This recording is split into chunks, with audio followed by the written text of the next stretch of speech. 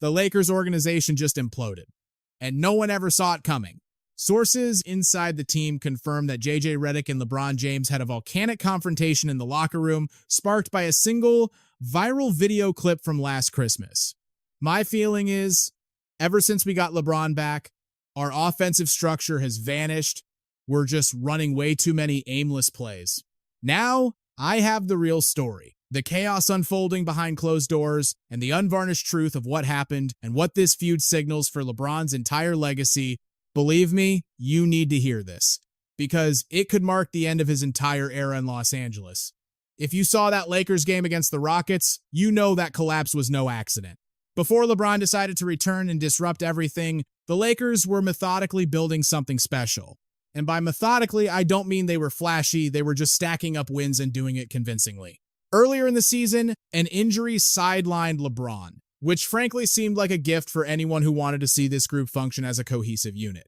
In the first 14 games he missed, the Lakers posted an 11-3 record, proving they could thrive without him. They weren't just squeaking out victories, they were sharp, intelligent, and shockingly entertaining. On offense, the statistics painted a picture of pure competence. By the start of December, the Lakers were firmly in the top 5 for offensive efficiency, putting up around 115 points per 100 possessions. Luka Dončić was commanding the court like a seasoned veteran, generating points, assists, and high-quality looks not only for himself but for the entire lineup. Austin Reaves wasn't merely making shots. He was making the crucial ones, dropping 30-plus points in several contests, facilitating the ball, and attacking the rim with a relentless spirit that shows you why the fans adore him. Then you had Rui Hachimura stretching the defense and demonstrating new levels of defensive prowess. Simply put, every component was in sync. Consider November 15th, 2025, as a prime example. During a critical NBA Cup game, the Lakers faced the Pelicans and just took care of business. Luka delivered 24 points and 12 assists. Reaves contributed 31 points. Ayton owned the glass with 20 rebounds, while Rui added a solid 14 points. And this all happened with LeBron on the bench. There wasn't a single possession of hero ball, because nobody felt the need for it. The offensive system was doing all the heavy lifting. Jump ahead a few weeks to December 1st, 2025, facing the Pelicans once more, and it was the exact same narrative.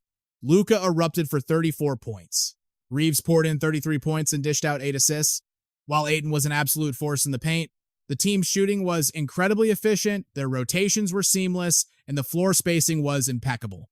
For once, the fans could just watch and appreciate the game instead of screaming in frustration. This was the definition of well-executed basketball, and their synergy was undeniable. On the defensive end, the Lakers were just as formidable. They were holding opponents to roughly 108 points per 100 possessions, placing them among the league's elite defensive teams. Their movements were sharp, the younger guys played with discipline, and a sense of responsibility was embedded in the team's culture. You didn't hear anyone shouting at a teammate to switch on a screen. It happened instinctively. A type of defensive maturity you rarely see from a roster that is supposedly still finding its way. And you know what elevated it all? The system itself. Fluid ball movement, incredible spacing, smart off-ball cuts, everything that defines intelligent, beautiful basketball was on full display. They were not dependent on a single player to bail them out with isolation after isolation. This meant that every young player had the space to flourish without being smothered by the immense pressure of, well, you know who. So yes, back in early December 2025, before LeBron's full-time return, the Lakers were not only winning, they were forging a real identity, playing like a professionally coached basketball team should. And then LeBron came back, just like that. Instantly, everything the Lakers had painstakingly constructed in his absence evaporated into thin air. It took almost no time to see the change. The very same unit that had been developing and operating like a finely tuned engine suddenly seemed disjointed, confused, and utterly defeated, which was reflected in every statistical category. The Lakers' defensive rating, which had been a stellar 108 points per 100 possessions, ballooned to 117.8. That isn't just a small step back. That is a catastrophic failure. In the 6 games following his comeback, the team went 2-4. The situation looks even grimmer when you see they were losing to opponents they had easily dispatched just weeks prior. Mid-December should have been about gaining steam. Instead, it became an exhibition of just how far one superstar can pull a team down.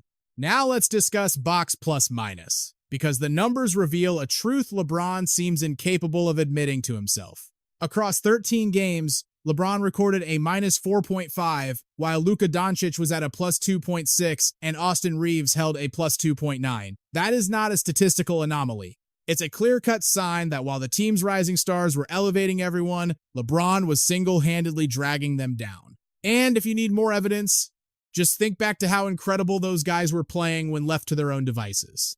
Well, after LeBron's return, in any lineup where he, Luka, and Reaves were on the floor together, the Lakers got outscored by 10 points over 132 minutes. So even with two emerging superstars playing at their peak, LeBron's very presence was a mathematical negative. That is not leadership, that is an anchor. And the on-off court data paints an even bleaker picture. The stats paint a damning picture, and in this case, they are absolutely brutal. In a single contest, LeBron put up 18 points, yet his on-court impact was a catastrophic minus 33. In that very same game, one of his teammates scored 0 points but was only a minus 29. Let that sink in. The supposed king was more detrimental to his team's success than a player who didn't contribute a single basket. But you didn't need a spreadsheet to see the decay. The eye test was just as sickening. Instead of championship-level basketball, we were treated to LeBron arguing with officials like a spoiled child and completely blowing defensive assignments, leaving his teammates in a desperate scramble to cover his mistakes. It was like watching a video game character glitch out on the court in real time. For anyone who has followed the Lakers closely, this is nothing new. In fact, it's an agonizing repeat of the 2020-21 season. That team had all the talent, a functioning system, and every piece required for a deep playoff run. But the instant LeBron stepped on the floor, it was as if a different set of rules applied only to him, with the front office turning a blind eye to his blunders. The concept of accountability was utterly discarded. Now, history is repeating itself. Only this version is far more painful because we witnessed this team operating beautifully without him just a few weeks prior. And this very dynamic created the pressure cooker that led to the inevitable confrontation between him and JJ Redick. By the time JJ Redick faced the media in that post-game presser, the meltdown had escalated far beyond a simple basketball game. This wasn't just some regular season loss, this was the marquee Christmas Day game against the Houston Rockets. Just imagine the humiliation of getting dismantled like that on national television. On Christmas, the Lakers fell 119-96. And honestly, that final score was flattering, padded by some lucky shots and moments of individual skill. If you actually watch the contest, the Rockets had dominated and decided the outcome early on. By the third quarter, Houston was playing with a fluid, confident, and connected style, while the Lakers resembled a group of strangers arguing about basic defensive rotations. And here is the crucial detail. None of this was happening before LeBron returned to the lineup. This was the toxic environment JJ Redick had just emerged from when he took his seat at the podium. You could sense immediately this wasn't going to be another session of empty platitudes about getting better and watching film. His entire demeanor was different. When asked why the team failed to execute, his response was chilling, because we don't care enough right now. That single line cut through the noise because every viewer knew exactly what and who he was referring to. Then he dug in deeper. It's a matter of making the choice. And too often we have guys that don't want to make that choice, and it's pretty consistent who those guys are. And so Saturday's practice, I told the guys, it's going to be uncomfortable. The meeting is going to be uncomfortable. I am not doing another 53 games like this. In that moment, the intended target of his message was crystal clear to everyone in the room. What made the entire affair even more disastrous was the reaction that followed. DeAndre Ayton, rather than supporting his coach or even acknowledging the gravity of the criticism, simply laughed it off, acting as if Redick had just delivered a punchline. Your coach told us he planned for it to be a bad day. He said it'd be an uncomfortable day for the team, and y'all bought into that. He's listening. Y'all believed it. I'm not going to tell y'all. I'm not saying anything. And that singular reaction exposed the entire rotten core of the team. Because when a head coach publicly questions his team's heart after a nationally televised embarrassment, and the response from a player is mockery, you're witnessing a culture of fear. That is the look of players who know exactly who the coach is calling out but are too terrified to even admit it. And that fear traces right back to LeBron. This league has a long, ugly history when it comes to the fate of coaches or players who dare to challenge him. It's the NBA's dirtiest open secret. If you confront LeBron or offer even mild criticism and you don't have the leverage of a superstar or a legendary coach, he will engineer your exit. And this is not a theory. It is a well-documented pattern of behavior. Rewind to his Cleveland days. David Blatt had the Cavs winning games and operating like a well-oiled machine. The instant he and LeBron were no longer on good terms, Blatt was fired mid-season, while his team was sitting near the top of the conference standings. His coaching record meant nothing. All it took was a whisper from LeBron to the front office, and it was a done deal. Fast forward to his tenure with the Lakers, and the exact same scenario played out. Frank Vogel coached them to a championship in 2020. A short time later, when the team began to struggle, LeBron deflected all responsibility. Vogel became the convenient scapegoat, and he too was fired. Even Erik Spoelstra, a coach now universally respected, barely survived his time with LeBron. People seem to have forgotten how precarious his position was. Remember that notorious sideline incident when LeBron deliberately bumped into Erik after a timeout was called? Yes, Spoelstra weathered that storm, but only because he was backed by the unshakable institutional power of Pat Riley, who refused to be bullied. Most organizations don't have a Pat Riley. Let's be clear, the Lakers have never operated that way. So when JJ Redick lit a match at that press conference calling out LeBron by name, he was forcing the front office into an impossible corner. Back your coach's standards or protect your superstar's ego. And if you look at the league's history, the coach almost never wins that fight. That's precisely why his words felt like a detonation. This wasn't some frustrated rant, it was a carefully planned strike. Redick picked his moment perfectly, right after the entire basketball world had just witnessed the very same breakdown he was about to describe. And frankly, the fans have had enough of this coddling culture in the modern NBA, where the entire system is designed to shield its biggest names. Redick prioritized accountability and pure effort over image, shattering the league's most sacred, unspoken commandment. And that defiant act is what felt so thrillingly dangerous. It was the first time anyone with power inside that organization treated LeBron James like the player he was being, not the untouchable icon he's become. In the world of professional basketball, moves like that are rarely without fallout. The debate was never about whether Redick was correct. The real question was whether he would be allowed to keep his job after being so brutally honest. Because while Redick was demanding a standard, his own players weren't rising to meet it. You could sense that old, unwritten rule tightening its grip on the locker room. Never challenge LeBron. That silence, that deep-seated fear of speaking truth to power, is the poison that's been slowly killing the Lakers long before the cracks started showing on the court. And it's hiding in plain sight. Does anyone remember when DeAndre Ayton admitted earlier in the year that nobody feels right correcting LeBron on the floor? Not just anyone can walk up to LeBron and start telling him what he needs to do differently. At the time, sure, it sounded like typical locker room dynamics, but hearing it now gives you chills. Because Ayton is one of LeBron's most loyal guys. So if even he's biting his tongue, you know just how deep the rot goes. And it goes far beyond just one player. It's been the quiet whisper around the league for years. LeBron's shadow smothers any real sense of accountability. The stats don't lie. On the flip side, you have Luka Dončić, who is a world apart. He is arguably the single greatest weapon the Lakers possess right now. Yet he plays every single night like he's a rookie trying to earn a roster spot, not a guaranteed superstar. He takes coaching, he executes the game plan, he ignites his teammates, and he elevates the entire system. And keep in mind, he hasn't even been with the team for a full year. When Luka steps on the hardwood, he doesn't have to demand the spotlight.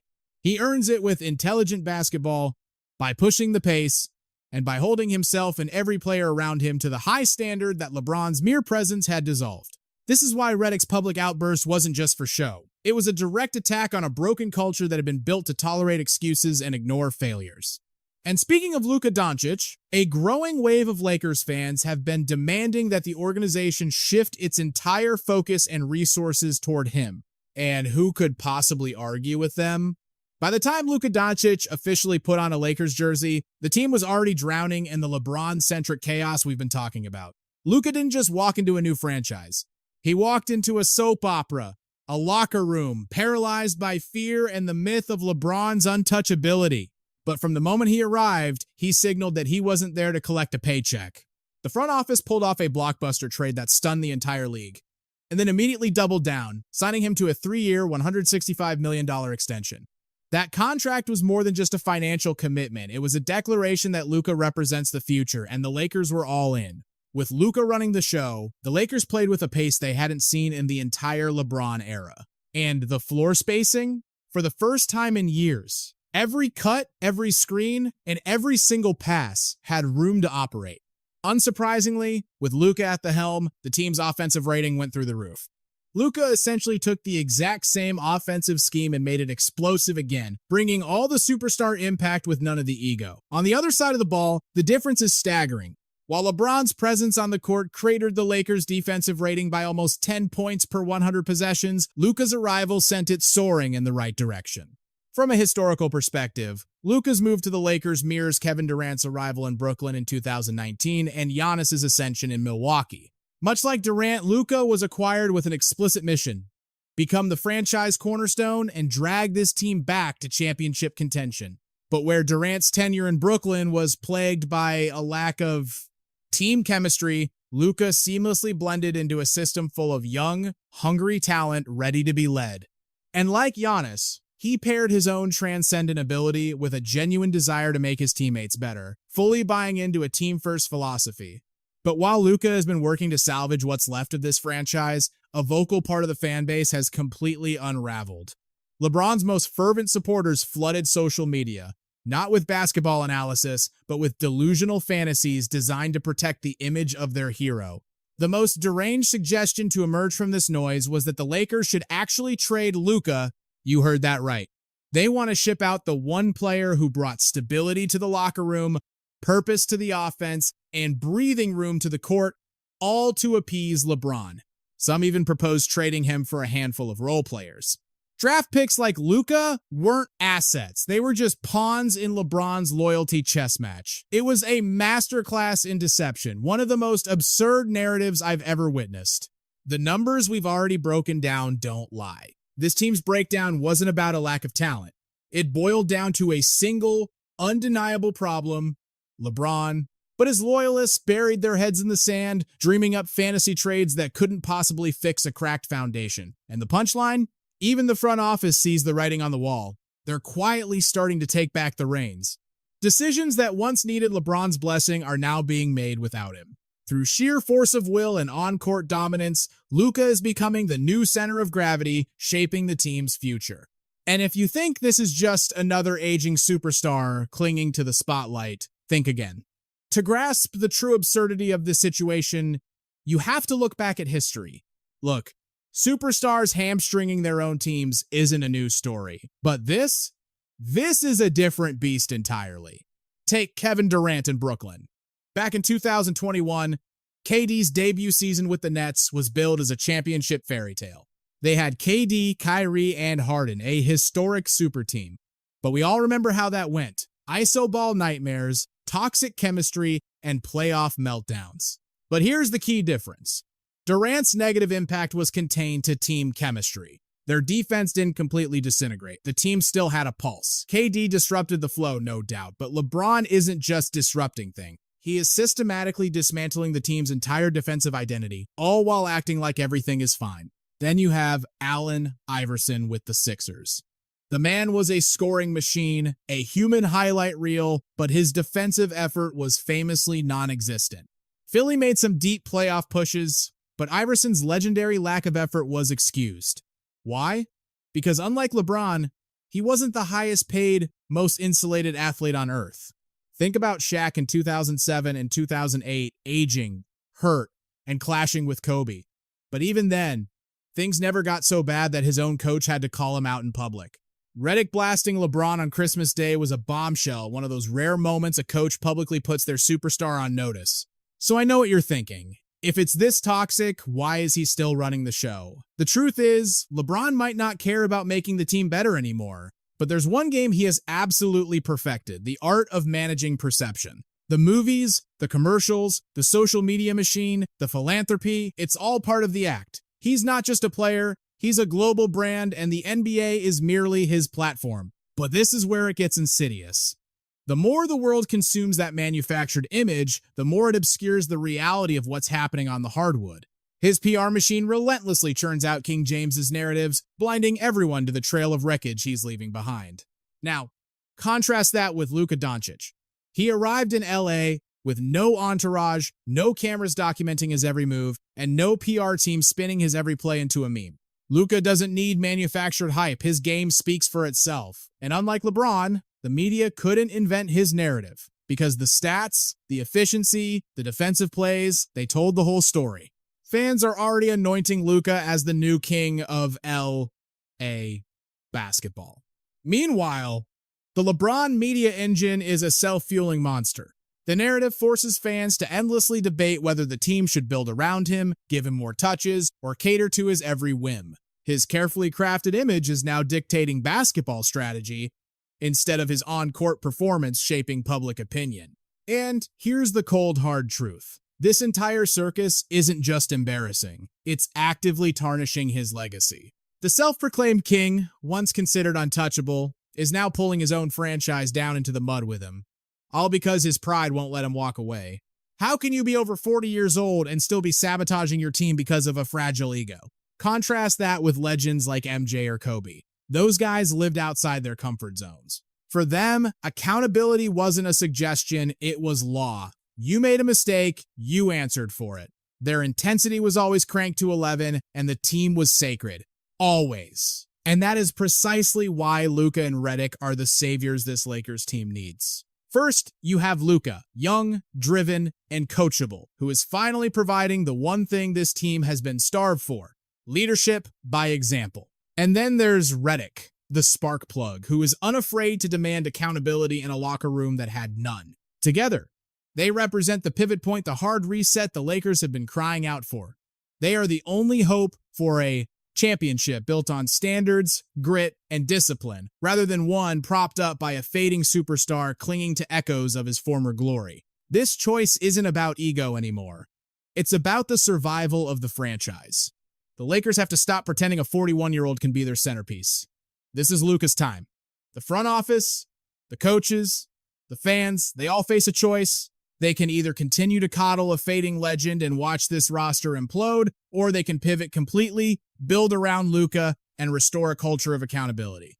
Because the question is no longer if the Lakers need a change. It's whether they have the guts to finally hand the keys to the real leader.